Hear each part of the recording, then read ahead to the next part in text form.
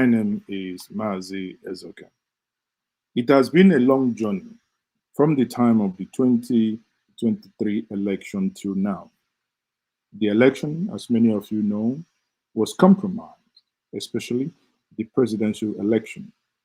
Beyond that, many have argued that if this election that was compromised, if the confidence is not restored, that there are going to be bound to be consequences regarding the election of 2023. Some have argued that the consequences will have international dimension, while some argue that within Nigeria, the younger ones who came out in drove in mass to vote for the first time, that it will be very hard to convince them that there is anything in stock for them within Nigeria. Now, to have a broader look at this, to have a look at the consequences of a rigged election on Nigerians' future and its international implication, I have with me here in the studio Rabbi Chinedu Nwabunne Yanum. Rabbi, you're welcome to Njenje Media. Thank you for joining me. Thank you.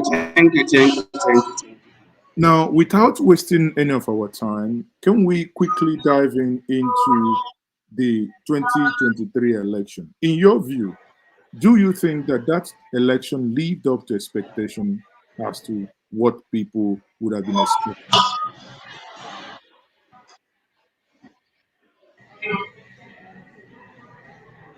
Before I start, let me give praise to God that I have today. Shema Israel, Yahweh Aleinu, Yahweh Echad. Okay, now that I have acknowledged the name of God, our Creator, I can now talk about election because it's the living that talk about election. This election that just happened, we call it election, but if you look at it very well, it is not an election, it's a coup d'etat.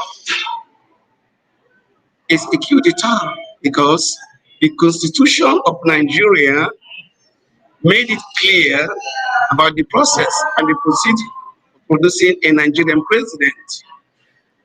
The constitution made it clear that you must have 25% in the federal territory as Abuja.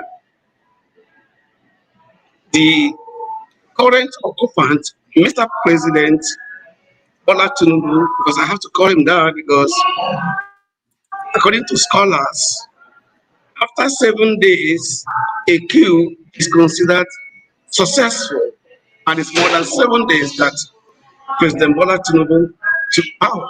So I have to acknowledge him as the president of the Federal Republic of Nigeria. But nonetheless, it's a coup d'etat. It's a coup d'etat. You don't have to kill somebody for you to call it a coup. Please, I want the audience to go to the dictionary or go online and search the word coup d'etat. What is a coup d'etat? When a clique of politicians come together or military officers and push the government, by design. So what just happened is a coup d'etat, and it is bound to have serious consequences. This is not the first time it happened in Nigeria. In 1993, late Moshood Abiola was asked to implement Sharia if he wins. He refused. When he won the election, he wasn't given the presidency. Now, before this 2023 election, the governor of Bauchi State said that the intent of the Muslim North, he made it clear on national TV that the intent of the Muslim North is to bring all the Fulanis to Nigeria.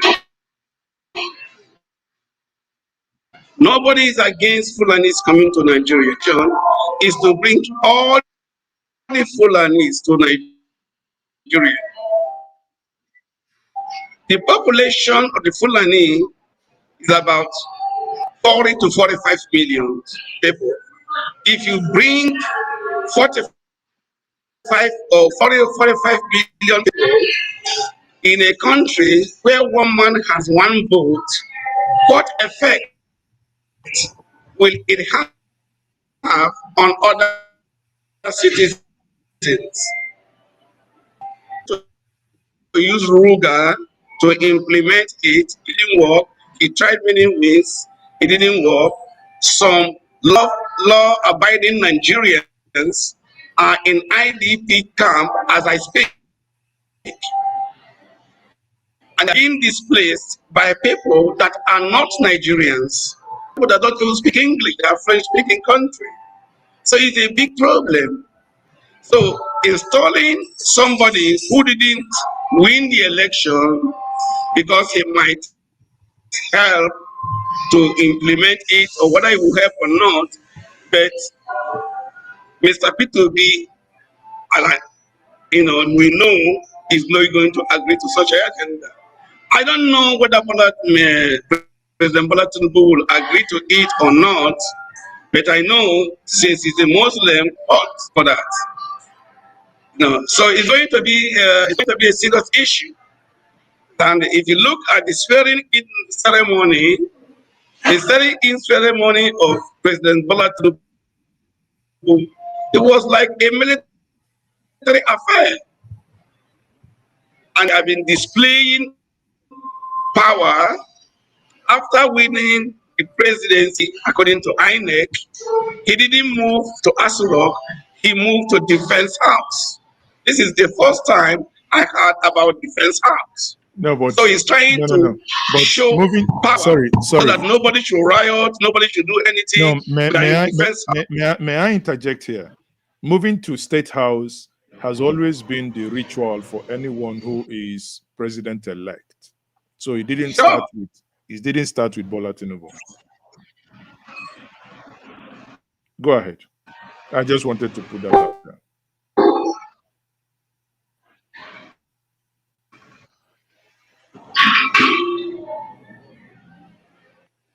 But if you pay attention to what has been happening since his election of victory, is not a victory, because once a queue is more than 7 days, it's considered his name going to be on the list. Nigeria, in Anambra State, I think Chris Oba or one of them was the governor of Anambra State for 14 days, and he's listed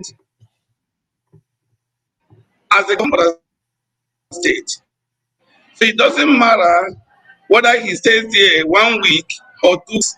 He has been a president, he has been sworn in. So we must recognize that and recognize him as a president. But what just happened was a coup d'etat. So we have to recognize it too, that it was not a democratic process, it was a coup d'etat. A successful one. Okay. Obviously, you are making an allegation. You are alleging that what happened wasn't an election, that what happened was a coup d'etat. But many will tell you that by INEC's, electioneering process, that a winner emerged. You have put up an argument here. You talked about the 25% Abuja FCT, but I will also make you, and I also recall that the Abuja resident case, which I attended the court 9, couple of days at the Federal High Court Abuja, where they made an argument that the Federal High Court should help them interpret as residents of Abuja that if you do not score 25% according to Nigerian law as amended, that you're not going to be president. But the court actually fined the lawyer on a couple of grounds. One of them is on locus standi, and the other is also on the abuse of court processes. So if some people who were aggrieved have gone to court and the court rejected it, and the court fined the lawyer that actually brought the case before the court, now what are you then, having seen all this, are you still going back to insist that Tinubu's presidency remains a coup d'etat, as if I may borrow your language? What you have to do, you don't have to borrow my language. What you have to do is go to the dictionary and look up the definition of a coup. Go to the internet or go to the dictionary and find the definition of a coup. When a clique of people takes power that doesn't belong to them, it's what it's called is the coup. Nigerians have the notion that you have to be a military to plan a coup. That's what it's called palace coup. What just happened is what it's called palace coup. And it's a successful one because it's more than 7 days. So I'm not the one saying it's a coup d'etat. That's what the dictionary says. Now, you mentioned about Abuja residence case. The judge, a single judge, is not superior to the Constitution of the Federal Republic of Nigeria. The Abuja judge didn't say that 25 is not 25. He may talk about local standing or, whether the person has local standing or not. But 25, if the judge wants to be a legislator and make his or her own law, he can go to the Senate or the House and make laws. But the Constitution of the Federal Republic of Nigeria made it clear that you must have 25% of the president. Let's explain this a little, make it clearer for your audience. Before you enter any Nigerian university, you must have 5 credits. And those 5 credits must include English.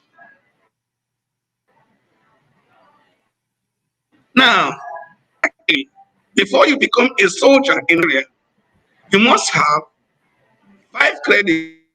You're going to go to NDA or any Nigerian university. Now, assuming that somebody, you must have 5 credits including English, assuming somebody has 7 credits, do you think the Nigerian Defense Academy will hire that person? Will admit that person to study? Do you think ABU, Ahmadu Bello University, do you think they will take the person to study at ABU or UNN or UNILAG? No. For you to study, to enter Nigerian university, you must have credit in English language. It must be one of the same. So it does not matter if you have credits in 8 subjects or if you have credits in 7 subjects. If English is not included, you ain't going in.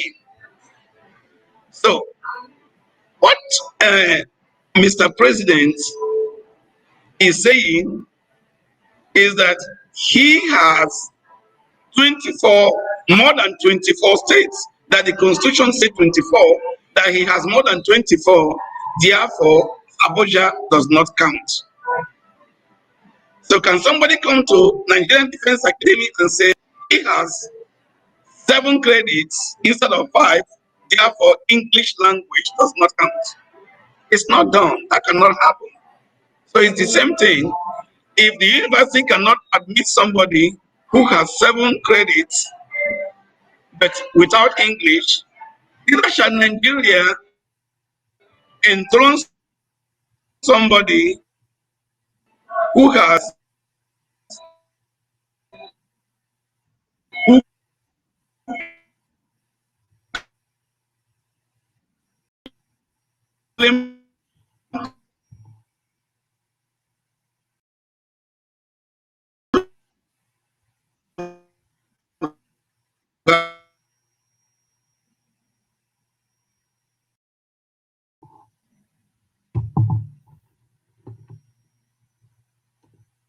I think we are experiencing some network issues. Obviously, what he's trying to, or rather, what he was driving at before the network issue happened, is very simple. That, in his argument, and I want you, my viewers, to actually also understand his viewpoint here. In his argument, that if you do not score 25% of the total vote cast in Abuja, that does not qualify you to be the president of Nigeria. That the constitution is very clear on that position. Now, if you just oppose that to the Abuja residents who have gone to court to have that interpretation, the court actually does not say that the constitution is not right.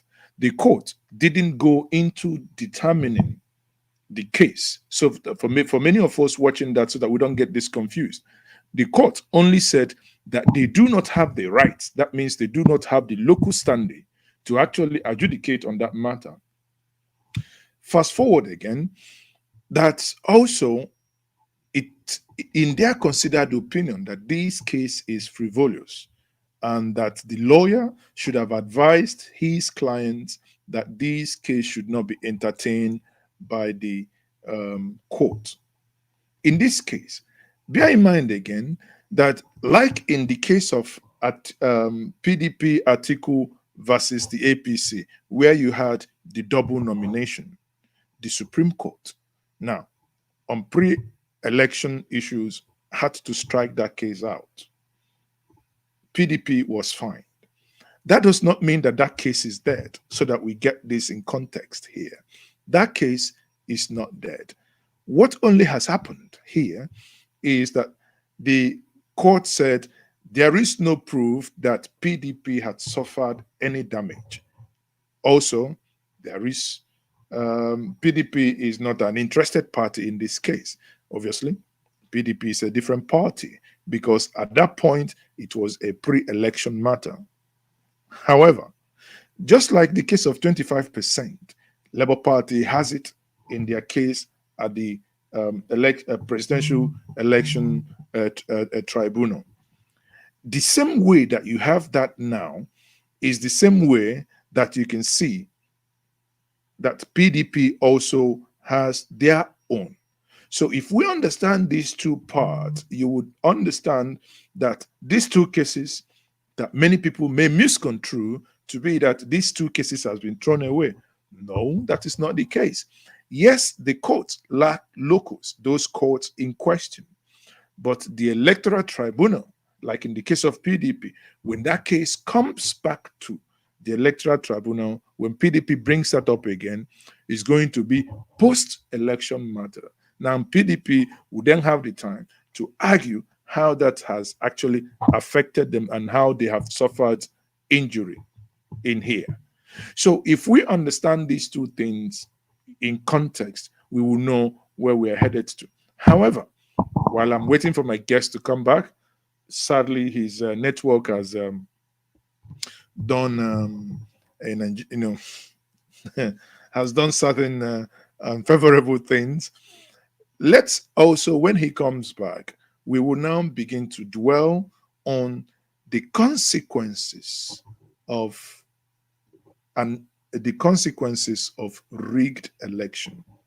Okay, are there consequences of rigged election, and what are the international implications of this? Are there international implications? Are there consequences? We don't know. So from him, that's Rabbi Chinedu Nwabu. He's joining me from the United States of America.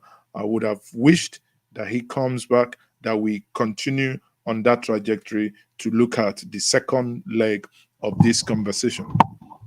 However, you watching me now, if you wish to join me, if you have an opinion as well, you can join me by looking at or clicking at the link in the comment section. And this link, if you have to join me in the studio, please make sure you are in a location that is well lit, and also ensure that I can see your face the way you're looking at my face, so we can have a good conversation, because this platform, we are known for conversation. Okay, so while I wait for him, and I would see if I can reach out to him to rejoin, let's quickly use a short break.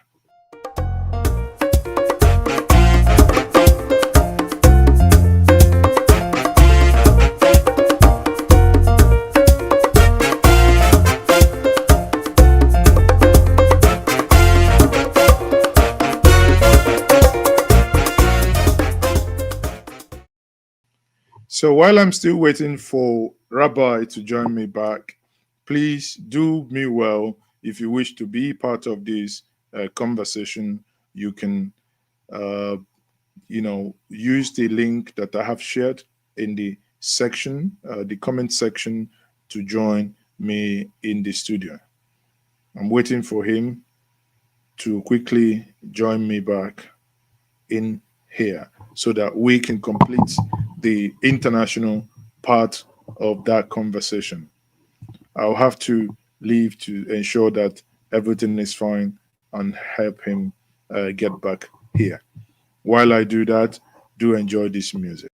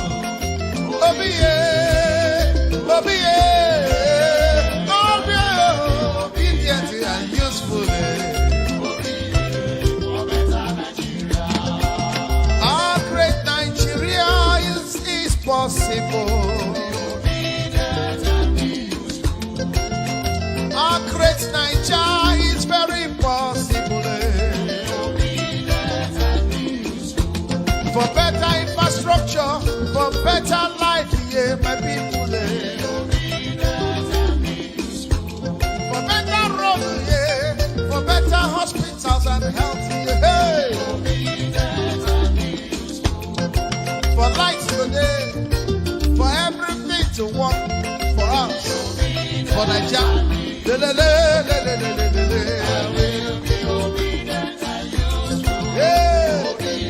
No more hunger.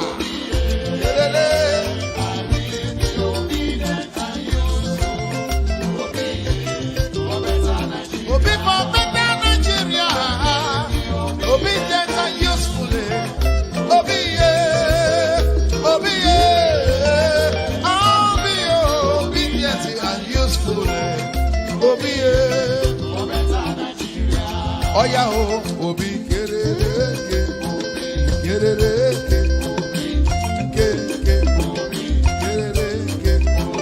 Hausa man, Yoruba man, Igbo man, Middle Belt, Niger Delta.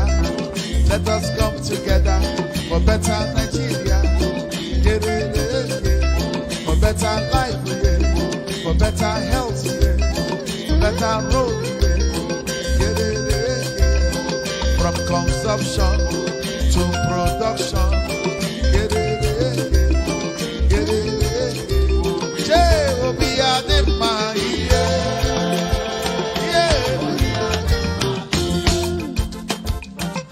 Obi Adema, yeah. Obi Adema, Obi Akachama, before Nigeria.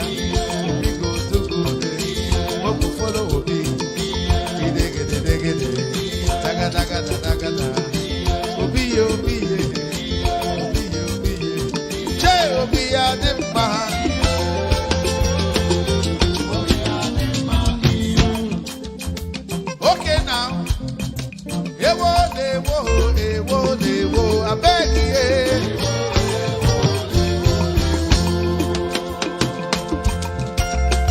Ewo lewo, ewo lewo.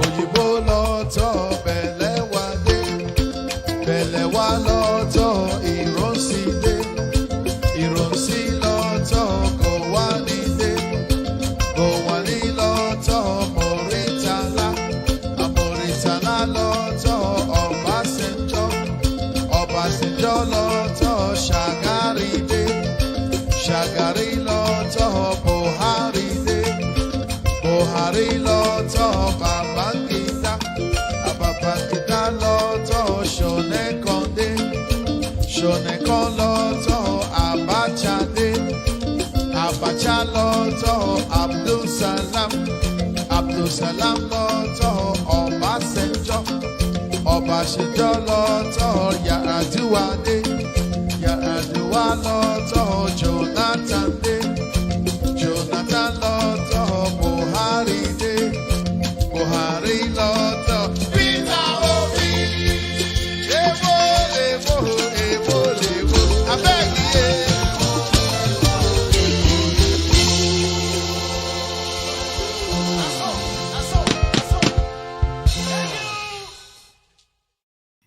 Welcome back to Njenje Media TV. My name is still Mazes, okay? And this evening, we are still talking about the consequences of a rigged election on Nigeria's future and its international implications. And the question is, what could that be as it concerns the international community? Many have argued that if this is not,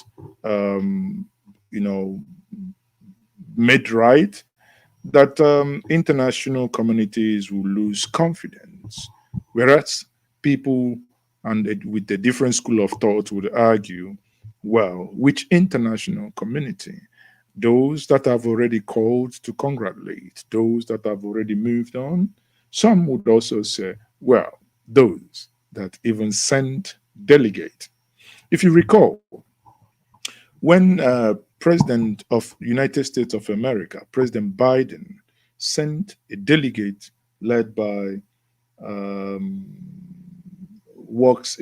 housing secretary, I believe, to come to Nigeria.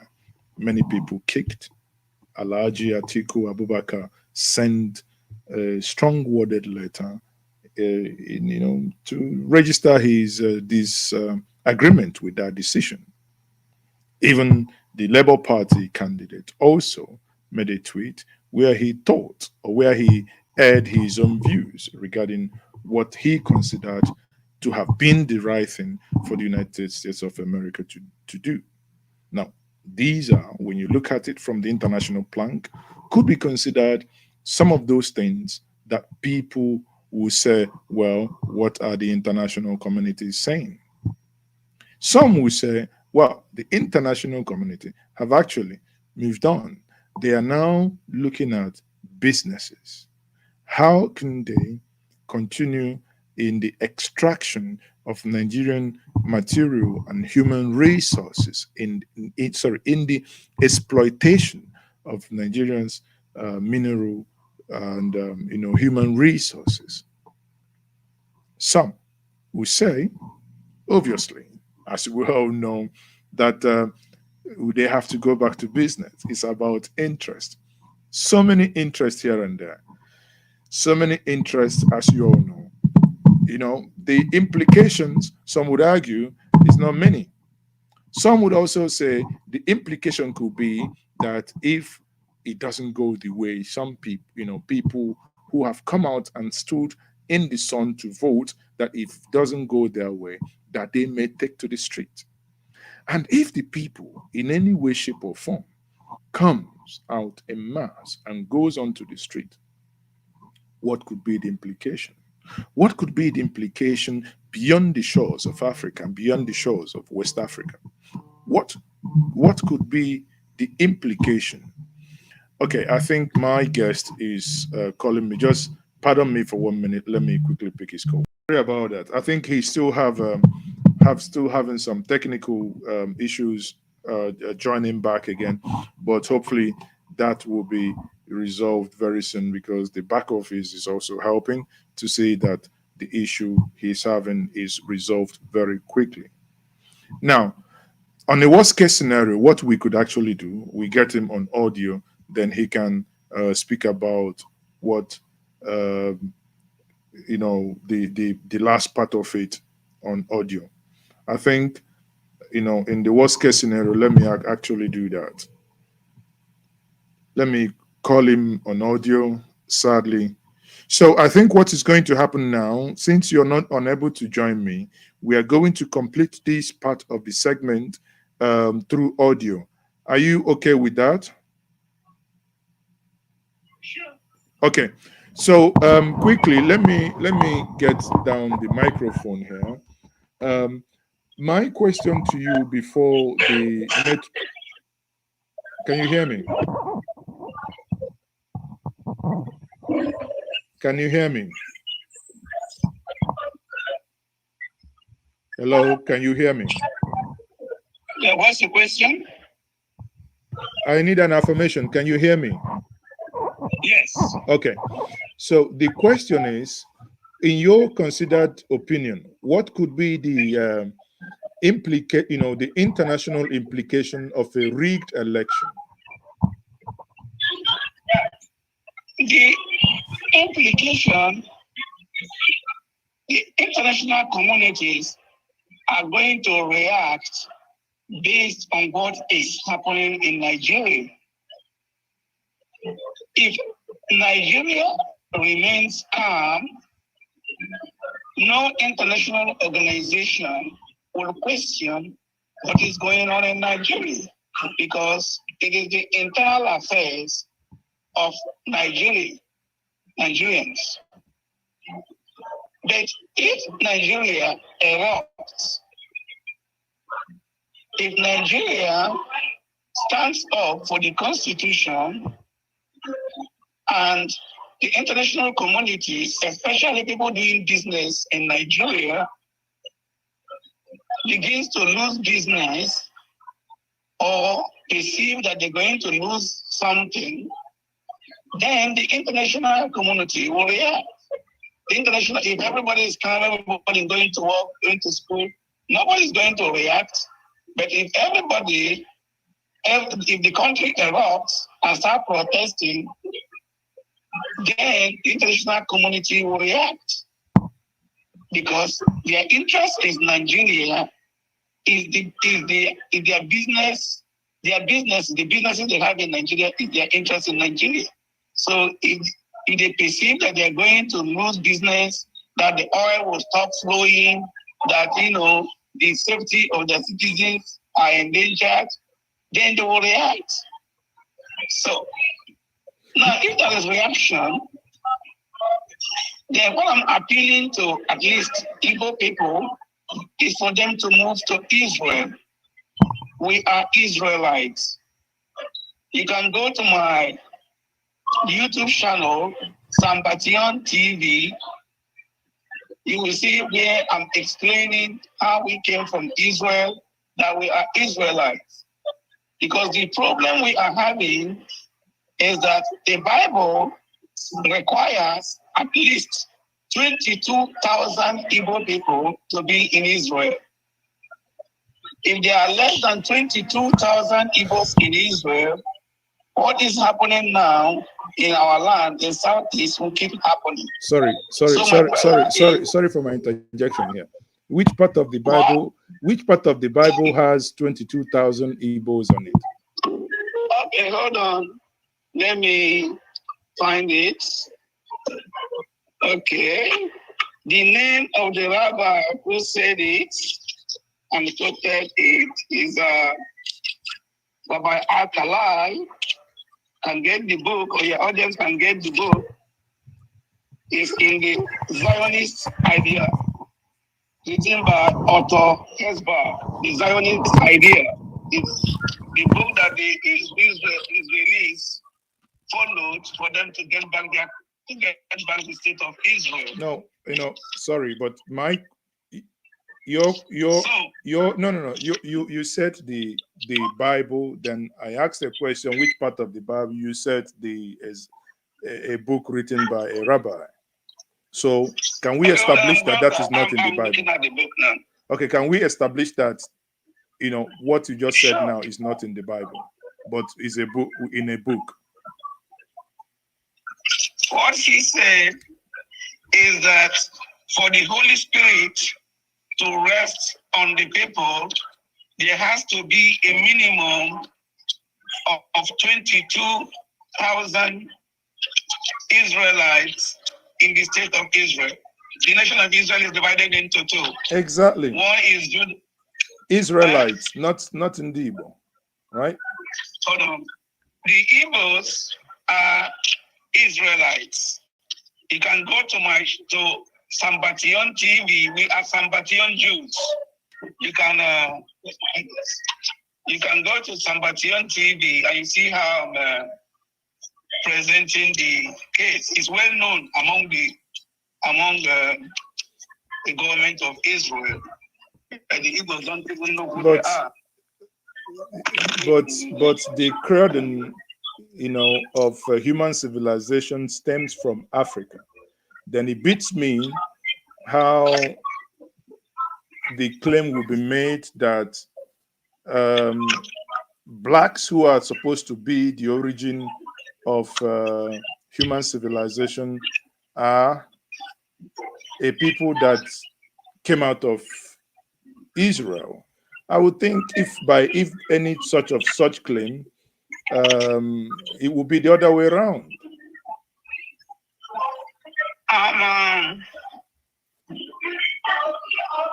Archaeologists have examined the Igbo land, and they all agree that the Igbo people came there in the 9th century. So I don't know what your argument is. If we come there 9th century, I don't think civilization or life starts in Igbo land. Okay, so let's. All I'm saying is the Igbo people, at least 22,000, need to move to the state of Israel for the Holy Spirit to rest on us. That's what we need. So if there is any eruption because of this election, I'm praying that some people will make aliyah to Israel. Rabbi Akalai was not the only person that said it. Sefer Eliyahu made the same claim. He said that people from Sambation, he made a specific Sambation, we are Sambation Jews. He said that people from Sambation, he said at least at the very minimum, 17,000 must come to Israel for them to start experiencing change. So how do you, this migration you are talking about, and you are alluding to Sambation, how do you tie this back? How does that, what is the nexus between this assertion and the election that was rigged and the international consequences?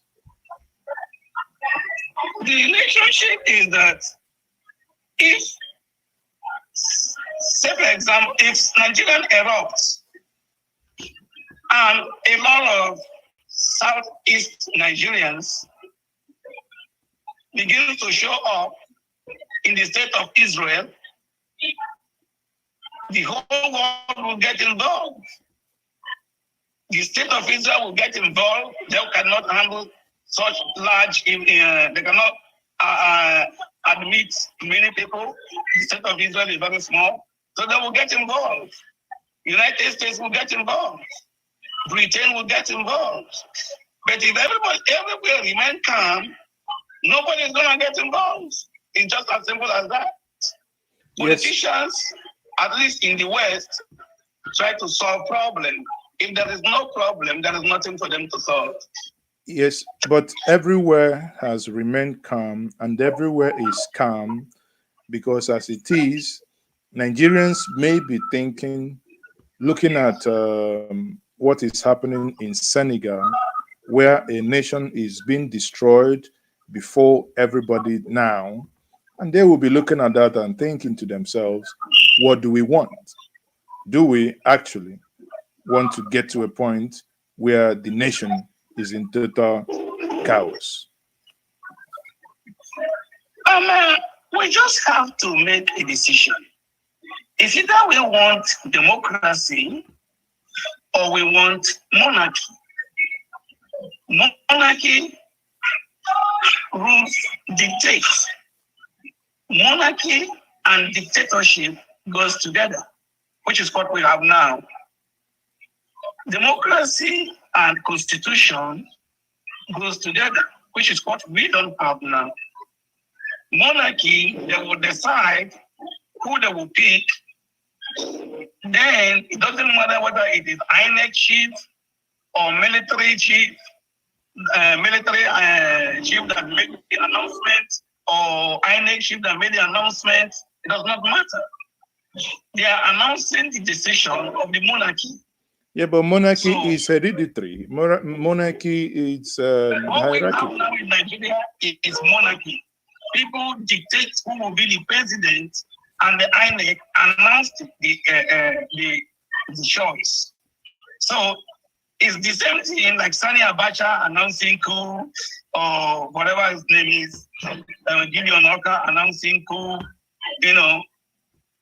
Joshua Dogoyaro announcing a coup. Just because it comes from a civilian mouth, the INEC chief does not make it not to be a coup. Then the audience check the definition of a coup d'etat. Well, thank you very much. That is the much we can take on this topic. It has been an enlightening moment with you to look at the consequences of these rigged election. Rabbi Yanu, thank you very much for joining me. And once more, thank you very much. Yeah, once more, sorry for your connection. At some point kicking you out, and we have to improvise to hear your thoughts on this matter. But I believe that some of the things and some of the views you have expressed are the views that should be further looked into, explored. I don't think things that should be left just like that unattended to. I believe over time these views will be revisited. Thank you very much once more for being my guest. Thank you very much. Thank you, Baba. So, people, thank you very much. You've heard it from him. Sadly, his network did not allow him to come back, so we couldn't see his face, but we had his voice. Now, in conclusion here, his argument, he posited once more that no nation, in terms of the implication, as I have said before, that it appears from certain school of thought, Nigerians have moved on. International community, even when they are not happy with the electoral process, are also moving on. However, he brought another angle to it, that for international community to react, there must be some element of restiveness in the system. You all are aware, a couple of days ago, the fuel subsidy was totally removed on the 29th of May. And immediately, petrol price went from 192 naira per liter and tripled and moved up to 545 naira per liter. Many expected that the Labour Congress or the Labour Union, again, not the Labour Party, very wild different, both are not the same. Many expected the Labour Union to hit the streets the next day. The Labour Union went into negotiations with the government. A couple of days later, the government hammered the Labour Union with an ex parte order not to proceed to the planned strike. Labour Union has come back to the government for further negotiations. That negotiations is is a negotiation that is centered around wage increase and some palliative to reduce the suffering of the masses of Nigeria. Now, just opposing all this together, to his point, is there any way the Nigerian people are going to explode, are going to go on the street? From the way the Labour has handled this, from the way things have happened in the last couple of weeks, you can obviously see that it appears that the Nigerians themselves are tired. And if Nigerians themselves are tired, are not willing to demand and make any demand from the government, it simply means as long as Nigerians are not making any demands from their government and they are not hitting the street, the international community are also going to do absolutely nothing. On that note, I uncle and I say this is a very fine place to leave it this evening. I remain Mazes, okay? And this is my Friday hangout, and I had my interview conversation today with Rabbi Chinedu Mwabune. Again, join me tomorrow evening. I will be speaking to Miss Eunice Atuejide, a Lagos State House of Assembly, um, a rep who bought her ticket, contested her seat in Lagos, Apapa, in Lagos, yet was denied the day of election. The day of election, they all came to the polling unit. Her name was not in the INEC voters register. Now, you ask yourself, how does that happen? Was it that the APC did some magic in Lagos to remove their names only Labour Party? How does that happen? No one has been punished. They have gone back to court. Tomorrow, I will be speaking to her, understanding the agony that they have gone through since this has happened to them. How can we collectively help? As I understand it, they have gone to court and that has consumed certain humongous amount of money. Again, we must continue to hammer the system in order for us to begin to have the change and the effect of these things that we demand from the system. On that note, I say thank you very much this evening for being my guest. I am still Mazes, okay?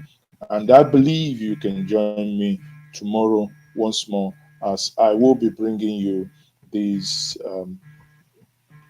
conversation as I promised tomorrow. You look like Cinderella. Look at the flower. Tomorrow is going to be the street parliament.